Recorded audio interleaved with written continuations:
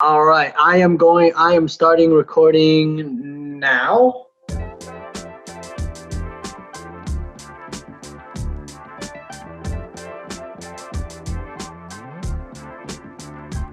Why don't we go ahead and go around and introduce yourselves and kind of what you guys do and everything, and then we'll kind of talk about what the show is going to be about and everything. So, Emille, why don't you go ahead and start? My name's Emille Lacsa, and I am an actor, filmmaker, musician, and a little bit more than that, but we can get into that some other time. And Phil, if you want to go ahead next, man. All right, man. My name is Phil Cathoir. I'm a filmmaker, writer, director. I do a lot of live theater as well, and also instruct in the summers for a film course. So.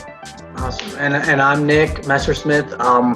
I started off, went to film school for directing, but I ended up getting into stunts and fight choreography and acting, and still do some writing and some directing and stuff, but not much. But that's kind of where we're at right now. This is a show hopefully for not just Asian Americans, for everybody, but hopefully it gives Asian Americans either in the entertainment industry and anything like that, a little more representation, someone that looks like them, someone they can relate to.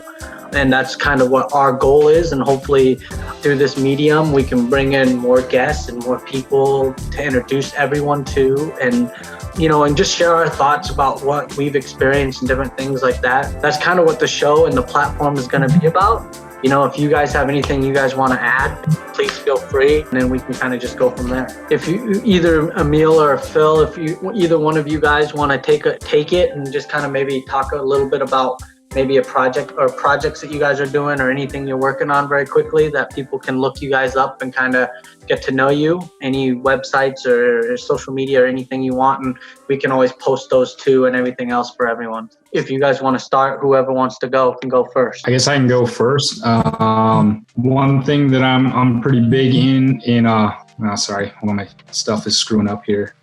But I do a lot of stuff with Urban Exposure Film Program. That's the film program I'm an instructor for. Oh, hey, I saw ads for that. Yeah. So we're located in Davenport. So that's one that everyone should definitely look up. It's a free course. It's for young adults, students, stuff like that. So it's a great way to learn how to make an entire film from beginning to end. We write, we shoot, we edit entirely student-made films. So they get to start from the whole process at the very beginning and work their way all the way through it totally free. So it's a great way for them to start getting a start in the whole medium. I've also just recently working on starting my own production company. It's called Rec Pictures. Thus far, it got slowed down with the whole COVID stuff as far as applying for paperwork and stuff like that. So we hadn't quite filed everything yet, and then everything just kind of went on hold. So I'm just kind of holding on the paperwork until we can start meeting again.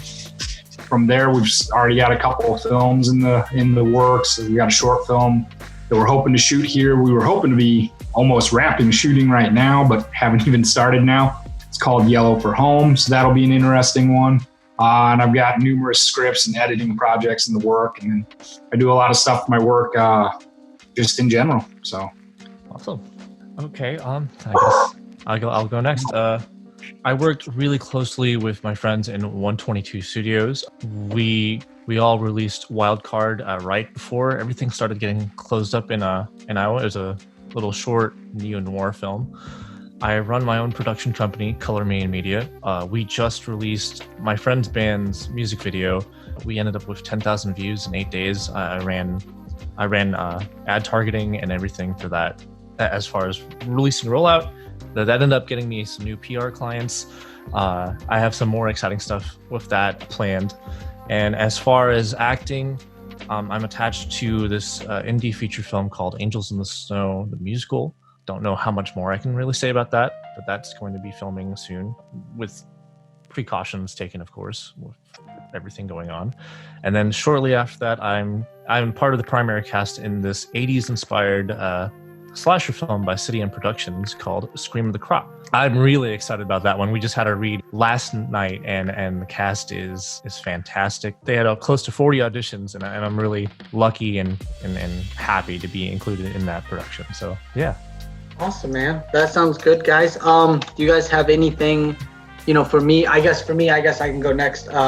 The 2019 was kind of a busy year. I did, I think, 6 films. I think first one I did was called was Brothers. It's about kind of motorcycle racing and the corruption that happens there. Bandy.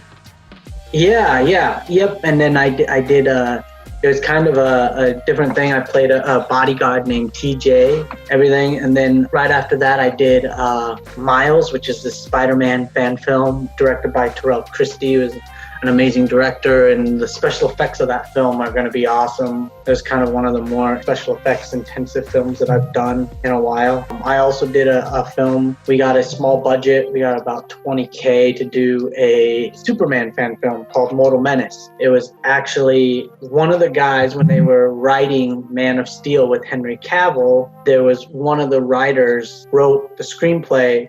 It was initially turned down. So he kept the script for it and turned it into a fan film. He's from overseas, and so he was kind of reaching out one day. I posted something, and he was like, "Hey, do you make kind of action films?" And I was like, "Yeah, I do." And he was like, "Would you be interested in doing Superman?" For me, growing up, Superman was never one of my favorite superheroes, I guess, just because I think he was indestructible. I mean, it's a cool character, but it's like, and there's nothing you really have to worry about. Superman's always going to win because, he was indestructible. But as I read about him and I started looking at it, I said, you know what? Here's a guy who comes from another planet, but he wants to fit in. I think it was in Kill Bill where he kind of talked about it, but Clark Kent was that was the costume. Superman wasn't the costume, wasn't the superhero, because that's what he was born in. That's who he is Superman, is Kal-El. But Clark Kent, that's the disguise. And I kind of started thinking a little bit about me growing up and saying, you know what, that's kind of how Asian Americans, kind of how I felt, kind of being, especially being adopted too, because I looked one way, but I grew up another way, and I think Asian Americans in general, I think, feel that too, whether you're first gen or second gen born. I think you kind of have this pressure of learning the culture and having your parents kind of say like, oh, but then also growing up in rural Iowa, especially, you're kind of like, oh, okay, this, I need to kind of assimilate and all that stuff. So I did that film. I directed it, also played a character in it as well. And then I had also done a couple of other short films. One called, I did a feature film called Level Up, which is actually probably one of the bigger projects I worked on. It was pretty much all stuntmen that did that. It's actually out right now. You can watch it.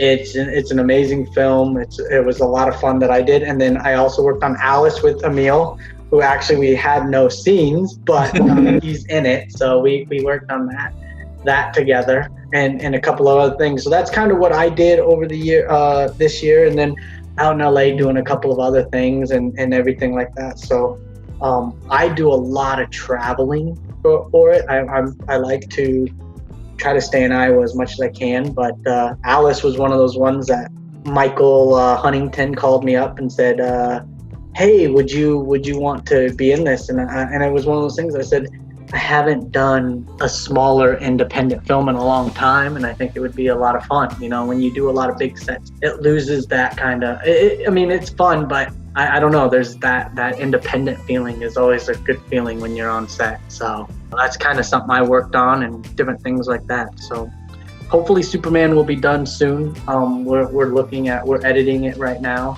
An amazing cast and crew and everything. My goal when I hired crew was to try to get as many minorities and women as possible. That was my biggest goal. I'm going to be directing a film called Flex coming up here very soon. Flex is a kind of a female empowerment action film. It's about this girl named Flex who is kind of an assassin at the end of her kind of wanting to retire but doesn't know, and then her father dies and she kind of slips into depression and decides to get out of the life, and she moves to a police housing colony, and that's kind of where the film starts. But she gets a letter from her father. Now her father's been dead for a while, but she gets this letter in the mail from her father, and she thinks it's very odd, and so she opens it up and reads it, and essentially he lays out and saying, if you're getting this letter from me, I was assassinated and killed, and it kind of explains to her what's going on, and then these mysterious assassins show up at her house and try to kill her and different things, and so she decides, I'm gonna cut the head off the snake and go find them and get a vengeance. So that's kind of a film we're working on. I'll be directing that. But the whole goal for that is to hire as many Asian Americans on crew as I can, women on crew as I can, but not just Asian Americans, but anyone of color, anything like that. So hopefully when that comes out, we can put out a call and hopefully we'll get some people of color to work on crew and everything. But that's enough for me. You know, hosting this show and you guys hosting this show, one of the things I've always wanted to do is to give people that look like us, people that look like me or look like you guys, a voice and you know, like someone they could relate to. Like I've always said, growing up, there weren't many people on TV or film that I could relate to. Someone I looked at and said, oh, I look like him, or I can relate to him. It was always the 6'2", 212 pound, blonde hair, blue eyed, white guy on TV. And I'd always have to be like, I guess I can find myself in him and him as a main character, and, you know, something maybe, you know, oh, you know, his mom grew up like my mom. Like that would be the only the relationship I'd have with that character. So it's getting better, but hopefully, you know, we can give that to more people. So. I mean, growing up, it's this, you know, catch-22 of like, all right, you can choose to lean into those preconceptions of what you're supposed to be, or you can, you know, live the way you grow up. It's the synthesis of those two cultures, and then people are like, oh, you know, you're a Twinkie, like you're just white on the inside, and you're like, all right, I can't win, man. Like, what do you want me to do? Like. Yeah, I guess a question for you guys, that just something to kind of that we could do to kind of talk about would be, what about and do you guys have an Asian actor or actress that maybe you guys follow, or you know, that you like their work or anything like that? Honestly, for me, I don't really follow much of anybody. Oddly enough, as a filmmaker, you'd think I would, but I don't. I just kind of, that looks good, or I'm interested in that, and always trying to do my own thing kind of thing. So hold on, I had a list. I did some prep work. Oh, that is my alarm to wake up. So for context, I guess it'd been 36 hours ago? No, 48, whatever. At the start of Friday, I did a 24-hour write, record, and release a song session. So my entire sleep schedule is all gone. I have no sense of time with it right now. It might take me a bit. But anyway, my list of actors. We've kind of touched upon like a lack of representation for all of us growing up, right? Right. And that's not in like, oh, they're not there. Like, I mean, there's definitely actors shown, but it was more in like, you know, Asian exploitation films, or I mean, Mickey Rooney and that mess. Yeah. You know, you cast actors to play these almost sideshow portrayals of any kind of Asian culture. You lump it all together. You know, it doesn't matter if it's Eastern Asian, like Japanese, Chinese, Korean, like to people that grew up in that area with all that saturation of stereotypes. I mean, a lot of people that have, you know, anti-Asian opinions, they don't care. They just see, that dude probably eats bats, like, right. So in like, I'd say the last 15, 20 years, I've tried to pay more attention to actors and actresses that are starting to book, you know, those more than a side character roles that end up in even leading roles. Jacob Batalon, he's Filipino. He's Ned in Spider-Man. You know, he plays, it's a side character, but he plays a very, very major side character. It's Peter's best friend. You know, Dave Bautista, he's a fourth Filipino. Guardians of the Galaxy, you know, he's getting some like one-off action roles, sure, but that's a major blockbuster. And I'm sure we can get into this later, but you know, there's this line of Asian actors and actresses that can be white passing, that kind of get a privilege card as far as like, okay, you know, maybe they're just generically exotic. An actor that I personally follow a lot is Darren Criss. He I want to say he's fourth. What's my note say? His mother is from Cebu. He's either a half or a fourth Filipino. He's very big as far as like Broadway goes. If viewers need context, he first gained fame as part of Star Kid, the theater group that did a very Potter musical, and then that ended up bringing him to Glee. But yeah, there's definitely actors and actresses that I think are, you know, raising the profile of Asians in at least Western entertainment. Manny Jacinto, he's Canadian, so I mean it kind of doesn't count, but he's Filipino. He's in The Good Place. He plays kind of a dumber character, but he's got like leading man looks. You know, it helps take away that stereotype. Mm-hmm. Right. I like Chloe Bennett a lot now that you mention it. Like, wasn't thinking about it. She's the lead on Marvel's Agents of Shield. Yeah. Mm-hmm. Fun fact, she used to be a pop star in China, was it? Right? Yep. Yeah. For me, I think, you know, one thing for me, it was Ki-Hong Lee was one. That was one of the first ones, kind of in Maze Runner, playing Minho in Maze Runner. It was kind of, I thought originally when he started talking, I was so happy that he didn't have like broken English or an accent or anything like that. That was a good one. Also too, kind of going off Filipino, but Dante Bosco, who played Rufio in Hook. And you know, he was in, what was he in? He was in was it Bacon the Funk or whatever it was, the one where he was switched at birth and ended up growing up in the hood.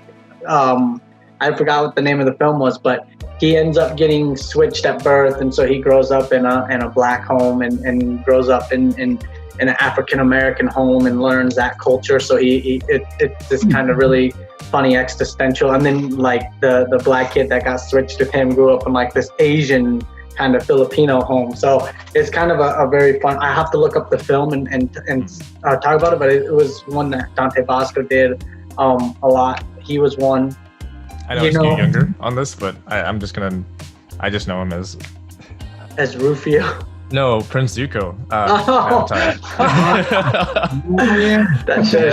That shows my age, I guess. I remember him as Rufio. So, but no, that was one. Ki-Hong Lee was one. You know, also for me, Fresh Off the Boat was another show. I was happy that they weren't like, that they were super Asian American and not like Fob, you know, like Fresh Off the Boat. Like I said, you know, I was so happy that they didn't have the accents and all that kind of stuff.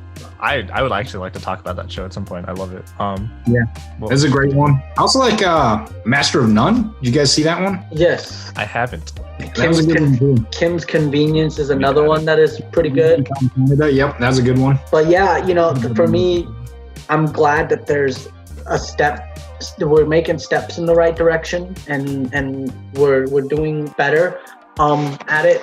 You know, like I said, it's baby steps. We can't expect it to change overnight, but hopefully over the next few years, we won't see Asians speaking with broken accents and broken English and accents. We'll see them as we see ourselves and who we are. It's just as people that live here without accents, you know? So. Well, honestly, I wouldn't necessarily not want to see them. And here's my argument. I know it sounds kind of weird, but there's always this misconception that if people are speaking in broken accents, that they're less intelligent. But really, like for most people, that they're learning their second, third language. You know. Yes. So I wouldn't say necessarily get rid of that imagery, because I mean, for a lot of people our parents' age, that's still their reality. Mm-hmm. Right? I think the ultimate goal of representation is you want to give people little snippets of their own reality in whatever platform you're looking for. So instead of like looking for the complete elimination of that, more nuanced takes of it, right? You go to a flashback of, you know, a kid my age growing up, and then you highlight the struggle that their parents had to go through when they first moved into the neighborhood. Just more, you know what I'm saying? Sorry. Sure. No, I agree, because the farewell with Awkwafina, that kind of hits on that really good, and everything, and I guess when I talk about that, I guess I want to say, you know, if you have those characters, I think having them, they're fleshed out. As a parent, I think, you know, being and having a character that's first generation born in America, I think that's fine having the accent with your parents. The one thing I always hate is the that negative portrayal. Yes, when you see they're the Chinese delivery driver, or you know that, or they're the comic relief, that stoner that's getting high, you know, or there's, I mean, and I know it is part of Asian culture, but they're an Ivy League grad that went to Harvard or Princeton or Yale and got, you know, a degree in business or math or something like that. You know, I mean, I know that is kind of the culture, but still, it'd be nice to show a dude that makes, you know, 30. Yeah, exactly. You know, and more that you know, because showing the struggles, I think that's the best way to tell the stories and get it out there. People should know. But I always hate, you know, I always have that discussion when someone asks me. They always ask me, like, where are you from? And I always say, oh, I'm from Iowa.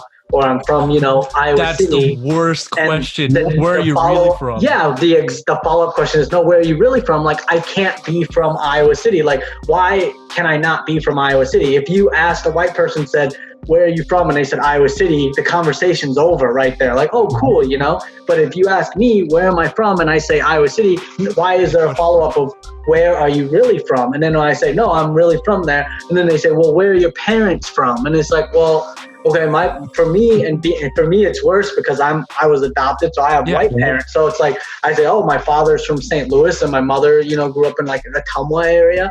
And they go, oh, well, where are the grandparents from? Where are your grandparents? Like, you know, I understand what they're saying. Like, I understand what they're asking, but it's that like subtle racism, I feel, because it's like, why can't I look like I belong? Exactly. You know, so, and it's like, if they want to know my ethnicity, that's just the thing, you know, like, I have no problem. Just ask it, say, hey, you know, what is your ethnicity? And I'll be like, I'm Korean, dude, you know, but they always say, where are you from? And then that's always I'm just waiting for that follow-up of like, no, where are you really from? And it's like, no, I mean, I'm from Iowa City, so why can't I be from there, you know? So. No.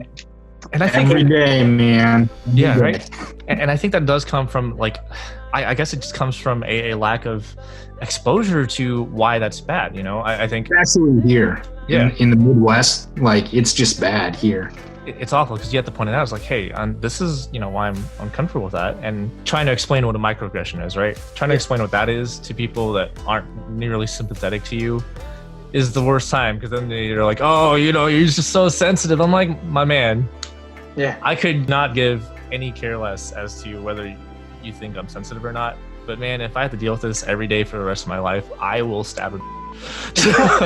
Yeah, for sure. So we have 5 minutes left. So I just want to give you guys a chance for anything closing that you want to say, or just, you know, say what you're talking about or anything like that before we go. And then, you know, next show, hopefully my plan is to have a special guest with us in the next show, whether, you know, be a female or a male or anyone that Asian American that works in the entertainment industry. So let's start with Emille, and then we'll go to Phil, whatever, if you guys have anything you want to say before we end.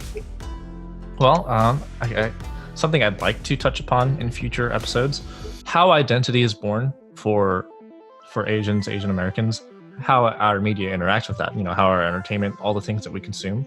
Because, I mean, for all of us, for Asian males, you know, growing up, you have Asian male stereotypes that are hard to combat, especially in the Midwest. For me personally, I'm Filipino, so there's always the question of like, well, you're not really Asian, and you know, that's an entirely different question of like whether we can self-identify as Pacific Islanders or Asians, or whether other people have the right to do that. That's stuff that I'd like to bring up at some point. Sure. Phil? Yeah, I mean, there's all kinds of stuff to touch on. I mean, like I said, portrayal in film. I'd like to see us talk a lot more about, hey, this movie's coming out where we have a lead and it's not another martial arts film. Don't get me wrong, love martial arts films. They were my favorite growing up, still are. I don't know if that's because I love martial arts or if it's because that was the only films I was exposed to that had Asian actors in it that weren't portrayed as villains. Yeah, it could have been either or. It was totally subconscious if it was, just because like Nick, I was adopted. I have white parents, so like my entire life, the only culture I had around me was white culture. Like I said, just love martial arts films. Bruce Lee was a hero of mine, stuff like that. So always loved him. But like I said, there just aren't a whole lot out there where they're not a martial arts star. Like, I mean, I love Jackie Chan and all kinds of stuff like that, but it's one of those things that we just don't see anything where there's a lead actor that doesn't know martial arts. And I feel like there's a lot of great actors out there that don't know martial arts that could do a lot of great things. So hopefully looking forward to seeing more and more films where we can actually talk about, hey, you know, this is somebody that's doing something that's not another action film. So stuff like, I know we talked about it in some of our meetings beforehand, movies like, what was the one with John Cho just recently? Searching, yeah. I mean, stuff like that. It's great to see stuff where you have somebody that's just doing stuff. I want to start talking about like directors and cinematographers and stuff like that. I'd love to start seeing more of that. Just in general, like film, live theater, anything at all where we can just see more exposure. For sure. You know, and like I said, you know, guys, happy to have met you guys. I'm glad that you know, when I went to film school and a few years ago, I remember graduating in 2008, and there were like no Asians in film school with me at Iowa, you know, at least none that I knew. And I was always like, oh, exactly. And it was always like, you know, oh, I'm going to be this lonely person. But over time, I'm glad to see more. And, you know, hopefully that will transcend. And like I said, we can meet more people in the Midwest and kind of just, and not just for Midwesterns, but open it up to anybody and anyone, and just kind of hopefully people will understand the story and the struggle and everything, and just kind of open up the eyes, but also give Asian Americans a voice and stuff like that. We have stories that need to be told, that should be told, and hopefully we can help facilitate that. So, you know, I've got some great stories about college and film school. Oh man. Some of them are pretty bad and pretty hilarious at the same time. So awesome, guys. Sometime I'll tell you guys about those too. For sure.